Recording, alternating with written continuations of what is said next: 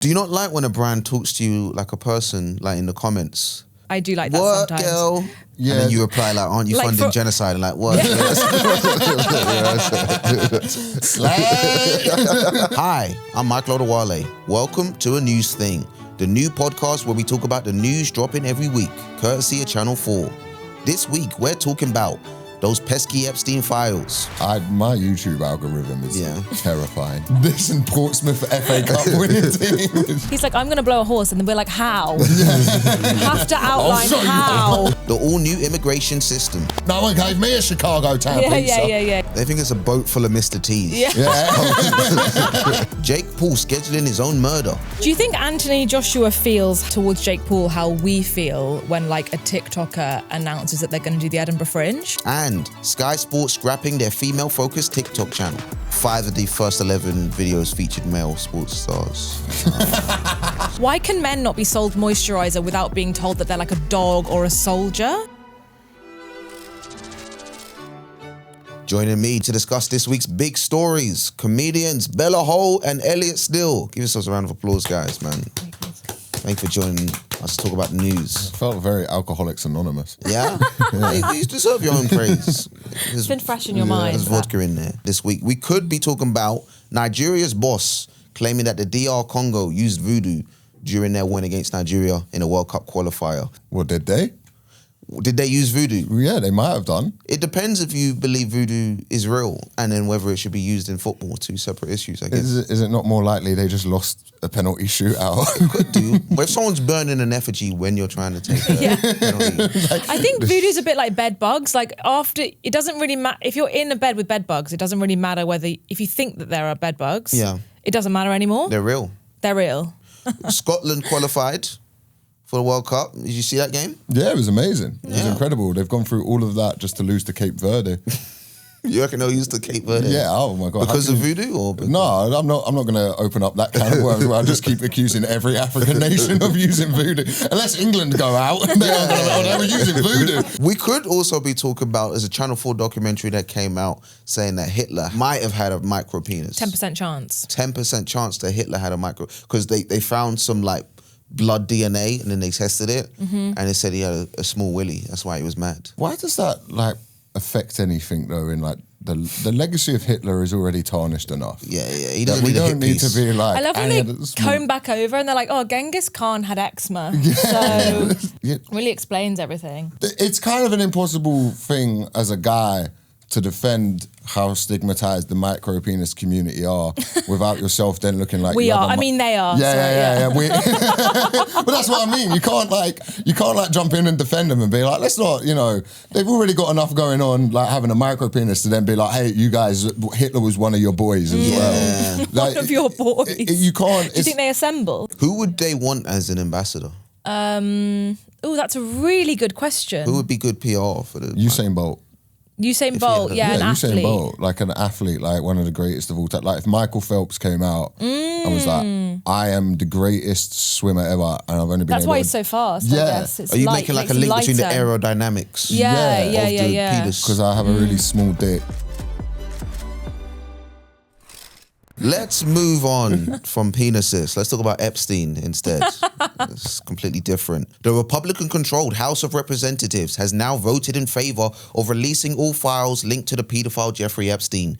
The bill will now have to pass a Senate vote before President Donald Trump signs it into law. Let me give you guys a quick timeline. 2005, Florida police investigate financier Jeffrey Epstein after a 14-year-old accused him of molestation and uncover images and evidence involving underage girls throughout his Palm Beach home.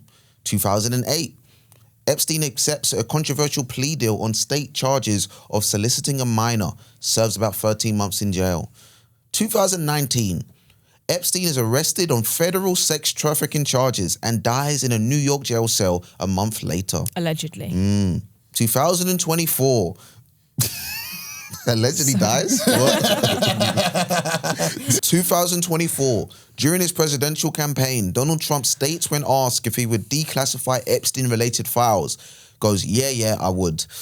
July 2025, Trump publicly attacks calls to release further Epstein files, calling the matter a hoax and criticizing his own supporters. September 2025, the US House Committee on Oversight releases over 33,000 pages of documents related to Epstein and his network. November 2025, Trump reverses course, publicly urges House Republicans to vote for the full release of Epstein-related files under the slogan, "We have nothing to hide." He is reacting the same way I once reacted when a girl went through my phone and found texts to other girls, and then my defense was, well, you shouldn't have looked. Right. Because that was me not accepting any of the responsibility and being like, well, you know, you're also a bad person. you were a bad person first in a way. Yeah, and it's kind of the same with. So Trump's like, let me check your files. I need to see if you're trustworthy. Yeah, so he's like, all right, you want to look through my phone? You're only going to hurt yourself. You know what I mean? And then, he's doing that. And maybe it's like a double bluff thing where you're like, go on then, look through my phone. I've got nothing to hide. And then they're like, oh, I feel reassured by that. Don't worry, I won't check. Oh, that's a good double bluff. I wish I thought of that. Yeah. There was an email released from Epstein's brother, Mark, which said Vladimir Putin. Sounds like a lovely dessert. I'll have a poutine. He said Vladimir Putin has the photos of Trump blowing Bubba. So what do you think that means? Because apparently there's two Bubbas. Bubbas could be a horse, which Ghislaine Maxwell had, or Bill Clinton, whose nickname was Bubba. What's the worst thing to have blown? Look, sucking off a horse is bad, but kind of impressive. Yeah. Like if you're kind of impressive. Like the opposite of a micropenis. That's like a horse. You know, you've got like a macro throat. Yeah. That's exactly. Well, to those manosphere guys, that's actually quite like, look at my president's throat. Right. You know what I mean? He took all that horse. But if he was to have sucked Clinton, they wouldn't respect that. But what if that's like the way you inaugurate the president behind the scenes? You know, they have like the in front inauguration, and then they're like, look, you get there. front inauguration? Yeah, like the one for the public. Yeah. And then like the real one, they one. get there, they're like, bro, listen, we don't really tell people this till they're here. Congratulations, presidency. No, very excited. Can't wait for your hard work. You do have to blow a former president in front of Putin. Right. And that's how you... Like a drinking society initiation. Yeah, it's a bit of a rugby club thing. Yeah. And they would do that once they're already president. Yeah, like they're in. They're like, bro, you can't it's like get a frat ice. thing. Yeah, you can't get ice to arrest families. Yeah. Until you've sucked off a former president. He had to do it. No one's happy about this. This goes all the way back to George Washington. It's tradition. Who did Obama have to blow then in that case? It would have had to have been Bush. Yeah, that's just by Elliot's maths. Well, it could be any form. It didn't of have president. to be because he made up this whole scenario. But Mark Epstein has stated that the individual was not Clinton and that the exchange was never meant to be interpreted as serious. I'd never even heard about Mark Epstein. You know about he had a brother? Yeah. I didn't know he had a brother. Me neither. He's had a raw deal from all of this, hasn't he? Where he's like, look, man, I'm just trying to work at like B&Q. And now my brother keeps getting caught up in like international child trafficking. He never went to the island because he couldn't get holiday. Yeah. So Trump, even though he's been mentioned a lot in these emails and files, he's consistently stated that he's had no sort of wrongdoing or involvement with Epstein, which is why he's saying release the files. It's the downfall of MAGA you're going to see is because it starts in this like big, bright, like rallies, we're going to get everyone going, but this is the thing with populist politics is you can't actually really change the system that you're in. It's the same, like it's exactly the same thing's going to happen. Like Reform are probably going to win the next election, and all the things they're saying they're going to do, they're not going to be able to do because there's laws, there's all of these things in place, so you can't just get in. That's why But that doesn't get you votes, so you have to do a really simplified, like 2D version of what you think people want. Yeah, well, it's the same with, and the same thing happens with like left-wing politics as well, where people are like, we're gonna, there's gonna be social housing everywhere, and you're like, yeah, but how? Like you need to outline how that's going to happen. But in a lot of ways, Trump's base would be happy. You look at the amount of ICE deportations. He's like, I'm going to blow a horse, and then we're like, how? You have to outline how. So what we are taking away from this one, I would say you might have to suck off an old president before you can deport people. Jeffrey Epstein had a brother who works at B&Q, maybe. And we'll come back to this later when the Epstein files are officially released and all of our names are cleared. Let's talk about story two. Let's get back to the UK. Let's talk about that little talked about issue called immigration. Okay. Home Secretary Shabana Mahmood has unveiled what has been billed as the biggest changes to tackle illegal migration in modern times. People granted asylum in the UK will only be allowed to stay in the country temporarily, with their status reviewed every 30 months, and could be returned to their home country if it's judged as safe. Refugees will need to be residents in the UK for 20 years before they can apply for permanent settlement, up from the current 5 years. And asylum seekers could have jewellery or other valuables taken to pay for the costs of processing their cases, a minister suggested on Monday. So awful. What do we think about just that? Just the beginning of that recap. What do we think of that? Well, how many people who are coming over on a dinghy have drip? Yeah, precious metals on them. You're right. I'm going to try. But I guess maybe it would be like the last, that's why it's so sad, is because if you did have any jewellery and you came on a small boat, it would probably be like an incredibly precious thing. Yeah, but also like you're trying, okay, like people drown going across the channel. I know what I'll do. I'm going to wear loads of heavy metal to like up my chance of survival. Like you're Cheryl Cole in Fight for This Love. Yeah, exactly. Like you're walking 3,000 miles to get a better life. I doubt, like, what are they going to have that's going to pay for their time in Holiday Inn? It's a boat full of Mr. T's.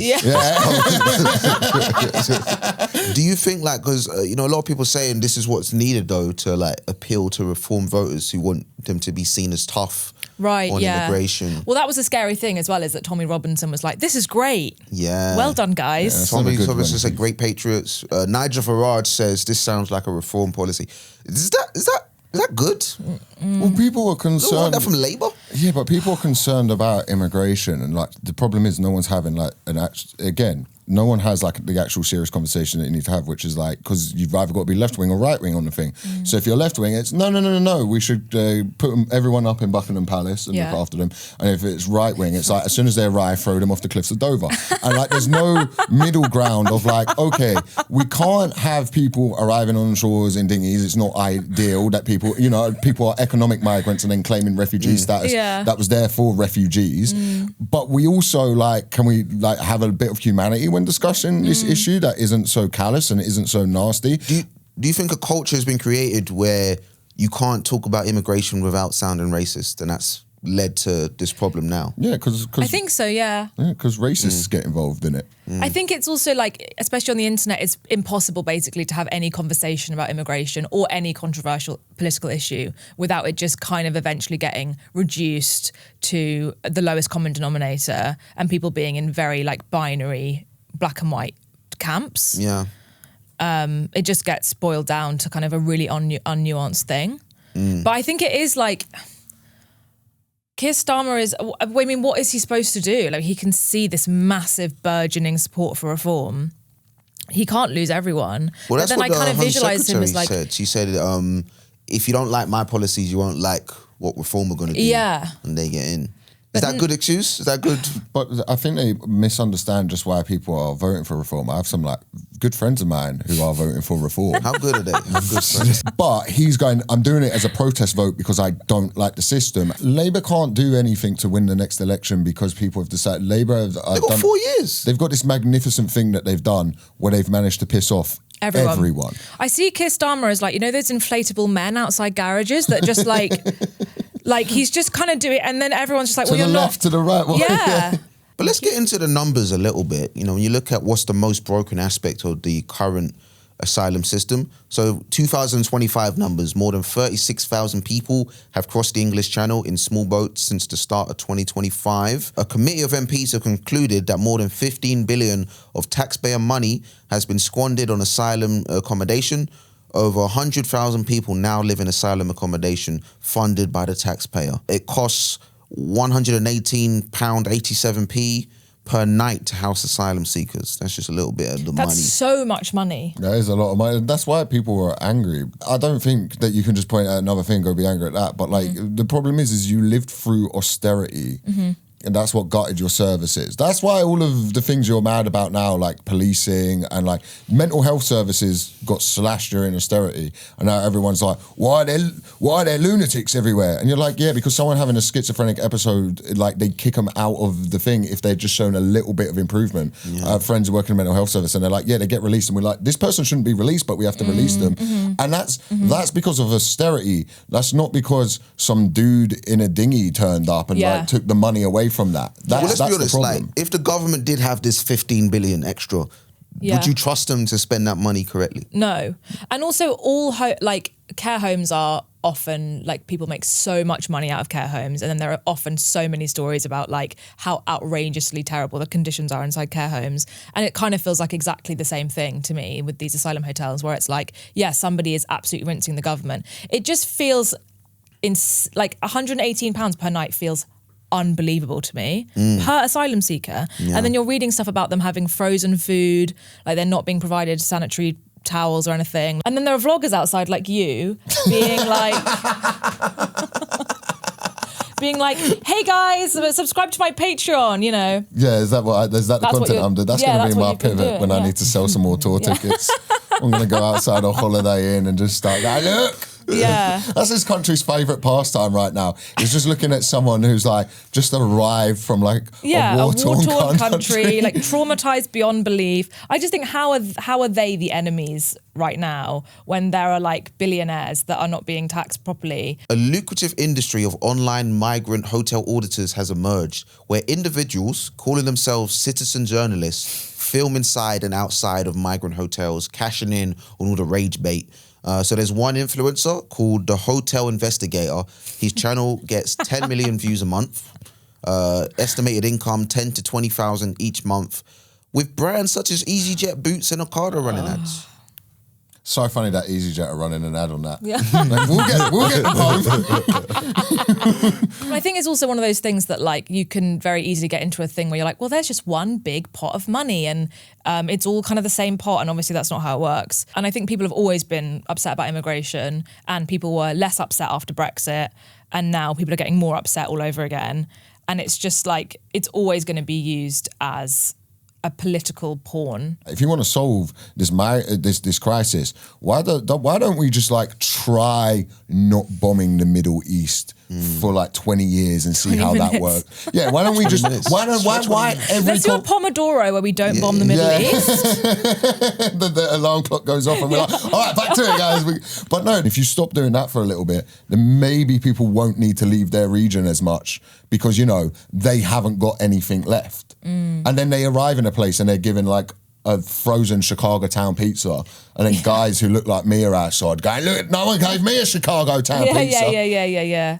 It's also, I do feel like that there's so much division, and like people in my echo chamber find it very easy to think about the people that are like taping England flags to roundabouts and being like, well, they're just, you know, it's very easy to think about them in a very two-dimensional way. But actually, I do think that like culture wars and stuff have created a huge group of people in the UK that feel incredibly voiceless and really disadvantaged, and like they kind of have nothing that's theirs anymore. Yeah. And so in a way you can kind of like understand. And then also like I was doing a gig and I was sat outside having a pint between gigs on one of the days where there was like a massive march, like a Tommy Robinson march.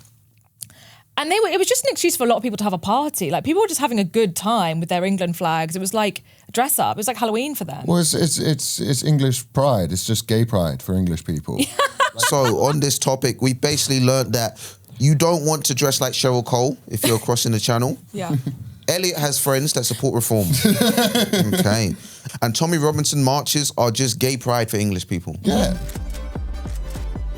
Anthony Joshua will fight Jake Paul in Miami on the 19th of December. Anthony Joshua is a former two-time unified heavyweight champion. Jake Paul is a YouTuber. This fight will be streamed live globally on Netflix and billed Jake versus Joshua, Judgment Day. Bit crazy that Jake goes first on that bill. That's crazy to me. Joshua is reportedly set to earn $50 million from the fight. Which could pay for 2 asylum seekers. Yeah, for one breakfast. night. Just one breakfast. He's doing that to pay. He's doing that to pay for people around. I like how right wing this has come today. So what do you think about this, Ellie? You know a little bit about the fighting world, about the combat world. How stupid So do is this I, fight? obviously, as well. Sorry, Bella. Bella knows Yeah. a lot Bella, how about- much do you know about boxing? Do you remember that time, Mikey, when you booked me to do your podcast? Yes. And then you forgot that you'd done that, and I did. turned up to the venue, and the only people using the podcast studio, it was an MMA podcast. Yeah. And they felt so sorry for me that they said, why don't you just come on? And I didn't know anything about MMA. And you were also doing that podcast. Yeah, we were having in-depth chat about Dagestani wrestling while you were... Did you get a lot of abuse? Yeah, they uploaded TikTok videos of me being like, what is this? And I was only there because they felt sorry for me, and all the comments were like, women are fucking stupid. That's not bad for the MMA community, by the way. That's you got off lightly. Those are some feminists. For the MMA community is woke. Yeah. That's probably their highest viewed clip, to be fair. But, Elliot, what do you make of this? Look, I'm not against influencer fighting or anything like that. I think it's... You're doing it all the time. Yeah, the comments of your own videos, in the comments of your own reels. But I don't really see an issue with it. There's this idea that Jake Paul isn't a good boxer. That's what the only people who can say he's not a good boxer are good boxers. To everyone else, he is a good boxer. Do you not think Anthony Joshua will murder him? Probably that's what will happen. He will be heavy favourite to win the fight. But if he's willing to go in there and fight Anthony Joshua and have the belief to do it, I'm not going to sit here and ridicule him for that. I think that's an incredibly brave thing to do. Are you not going to ridicule the people that organise it? Because it's quite dangerous. People always say boxing is dangerous when it's two professionals. It's consenting adults. They can go do what they like and they're going to make money off it and people are going to tune in and watch it. And what's cool about fighting is you get to see the people fight. Like, you know in football when they all surround each other and start pushing each other? It's like, no, cool, I want to see them fight. But then the commentator says, nobody wants to see that. This is all we tune in for. It's like when they go, oh, you don't want to see this, there's a fan on the pitch. And you're like, that's amazing. Cut to it. That's wicked. Do you think Anthony Joshua feels towards Jake Paul how we feel when like a TikToker announces that they're going to do the Edinburgh Fringe? And we're like, no, you're not. Because you haven't suffered in the way that we have. Like, and we want to see them bomb. Yeah, you didn't eat shit at Just the Tonic Leicester. So like you don't deserve to be there because you haven't like paid your dues. Yeah. Is that the feeling towards Jake Paul, that he hasn't like been on the traditional journey? He's quite an arrogant YouTuber. Yeah, he kind of rubs people the wrong way. So I think he looks like he's got a lot of mousse in his hair. I only have a vague like shadow of who he is in my brain, and it's like lots of mousse. So he's playing the role of the heel. He's just using a wrestling thing where he's being the heel. So like, what's the heel? So like, I'm the bad guy. You want to see me lose, but you still tune in. Right. Okay. Views count the same.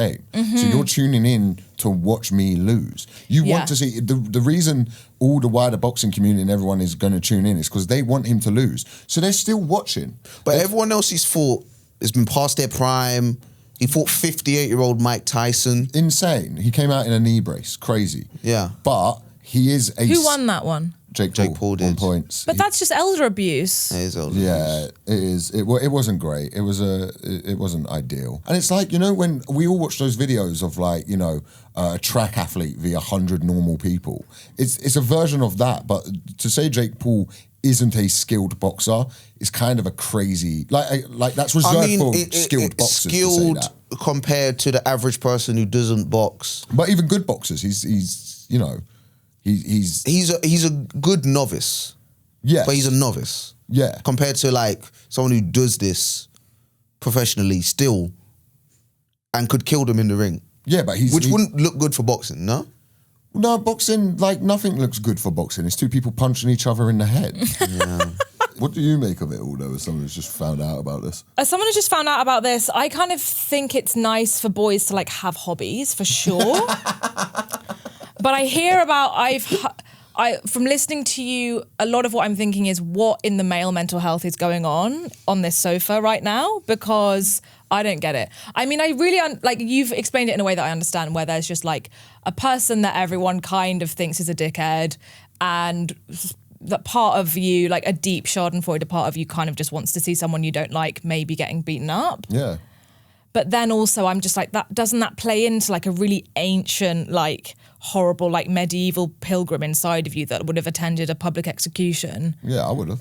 What would the female equivalent be of this fight? There was a moment on Love is Blind, Australia, where this woman said that she looked like Megan Fox to a guy that she'd never met before. And then there was a huge controversy, because she kind of did a bit if you went like that. But then she saw her like husband after months of talking through a wall, and he was pretty upset.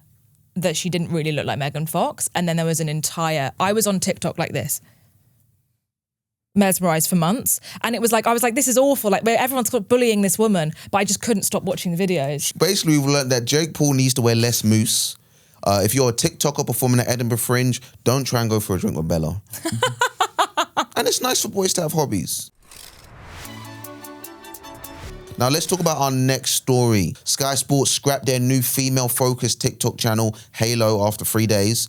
The channel promised to be inclusive, dedicated platform for women to enjoy and explore content from all sports while amplifying female voices and perspectives. It faced online backlash almost immediately, with its post described as patronizing and sexist. This included captioning sports videos with stan culture language and an all-pink aesthetic. Was Halo so bad, or did it deserve to get pulled? Pull it. It was insulting. Bella, what sports do you like? I don't do this kind of conversation. No. I didn't know that was an option. I like that the whole point of- Sometimes I go for walks. So I can get coffee. No, I mean like sports. This is who they were trying to advertise to, by the way. This This is would who have they were worked. trying to get involved. But I did find it like patronizing. I don't care about football. Yeah. You can't make me care about it. Yeah. And you can't also trick me into caring about sport by using pink Comic Sans and sparkles to like... Yeah. Women aren't crows. No. They don't just like see shiny stuff. Oh, I'll do... Like, I think it's so... It like undermines how... I just would love to know the internal process of like how that went from someone's idea to actually happening. Like how many Lots of people... Yes. It's also like, but stan language like that gets outdated so quickly. And also I feel like, don't you feel like kind of slang language is only cool until you see like a big brand using it and then it's dead? Do you not like when a brand talks to you like a person, like in the comments? I do like that What, sometimes. girl? Yeah. Yeah. And then you reply like, aren't you Like funding for- genocide? And like, what?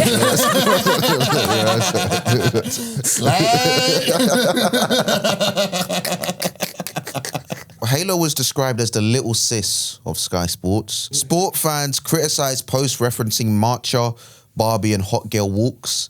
The stated aim of the channel was championing female athletes and all sports for women. Yeah. 5 of the first 11 videos featured male sports stars. It's just so badly thought out. The whole thing is just a mess. But it's so entertaining when a massive brand makes a huge mistake.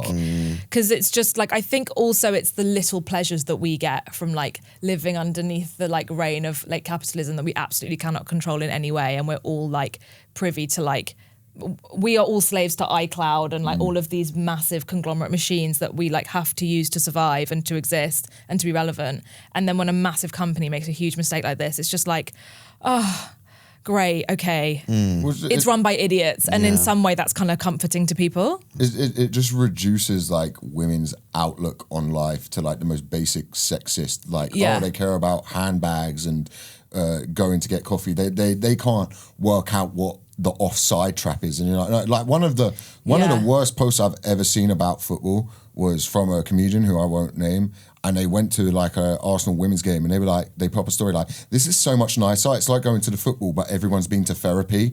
And I was like, that guy there is like the worst. I think I know who you're talking about. Yeah, like that guy, like, shut up, man. Like, what are you talking about? Like, women's foot gets, it does get feisty. It does get, it's what you're saying that, they get. Women are not aggressive in any way, or women are all, it's like so reductive, isn't it? But it's like you trying to be like, oh my God, women are like so, and it's like, no, they're people. They also have flaws. That you go to football, they're going to yell at the referee. They're going to do these because also, it's the sport. most therapized women I know, I would describe them as sort of quite close to domestic terrorists. So you've got to be careful when you're describing people. It's not like everyone goes to therapy. That sounds terrible. No, I agree. I think people who go to therapy I think it doesn't get talked about. Women are awful people too. You know, I think And liars as well. But they're people. It's like this idea that like you put someone on a pedestal and go, like, you've had such a hard life, you're not capable of anything. It's like, Also, the thing is about like bimbo culture and bimbo, I feel quite passionately about this, is that I quite like participating in sort of bimbo-y activities. Like I like going for a walk and going for a matcha and having a little bitch and then putting a little bow on my head. However, if someone's like, that's all you do, It would make me so full of rage. But male bimbo culture is watching Jake Paul, Anthony Joshua. Like, we've all got our bimbo culture. Like, this is my thing. It's a human experience. Everyone is the same. Sky released a statement after the backlash. They said, our intention for Halo was to create a space alongside our existing channel for new, young female fans. We don't want them old ones. They didn't say that. We've listened. We didn't get it right. As a result, we're stopping all activity on this account. 11 videos in. Like, 1 day's worth of work, you've had to put out a statement. Grand opening, grand closing. Yeah. Sky Sports are not the only ones to have sort of gotten their marketing wrong when it comes to women. Burger King, 2021, women belong in the kitchen. When there's someone on like £500,000 a year came up with that.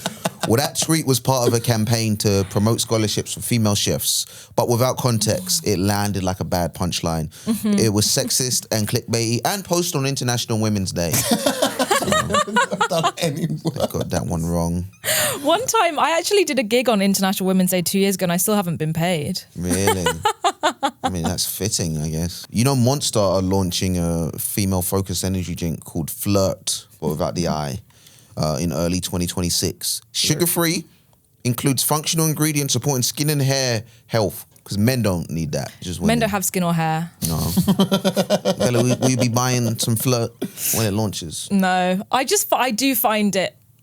I feel like I'm quite a girly girl, but when people tell me that that's what I am, I'm like, no, I'm not. You know. You've painted your nails before. You've tried gender. I painted my nails, but then you get called performative. Yeah, because that's what it is. If a guy was given like nail polish, they can't call it like nail polish. They have to be like, it's my like war paint. Yeah. Like, That is a brand, isn't it? War paint or it? Bulldog is a brand. It's like, why can men not be sold moisturizer without being told that they're like a dog or a soldier?